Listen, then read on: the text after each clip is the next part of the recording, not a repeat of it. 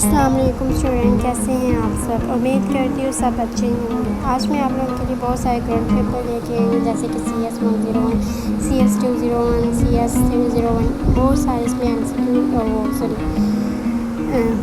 Current paper हैं 2025 के जो बच्चों ने हमारे साथ शेयर किए। मैंने सच में आप लोगों के साथ भी शेयर कर दूँ।